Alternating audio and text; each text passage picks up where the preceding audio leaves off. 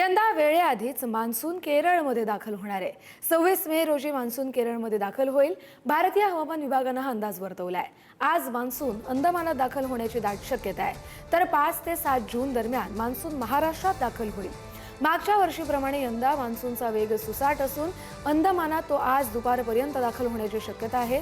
त्यामुळे केरळमध्ये तो 26 मे रोजी दाखल होईल असा अंदाज हवामान विभागाने वर्तवलाय।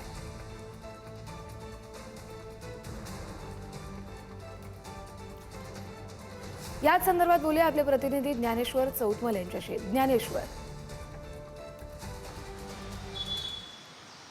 अगदी बरोबर आहे। हवामान विभागाने जो अंदाज व्यक्त केलेला आहे त्यामध्ये 26 तारखेला मे महिन्यात अर्थात पुढच्या काही दिवसांमध्ये केरळमध्ये मान्सून दाखल होईल अशा पद्धतीचा अंदाज जाहीर केलेला आहे।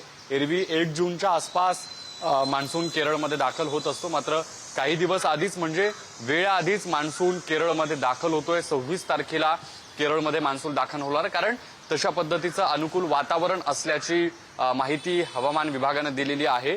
साधारणपणे 5 ते 6 तारखेच्या दरम्यान मान्सून महाराष्ट्रामध्ये देखील दाखल होईल अशा पद्धतीचा अंदाज आहे। वातावरण अनुकूल असल्याचा हा परिणाम सांगता येतोय।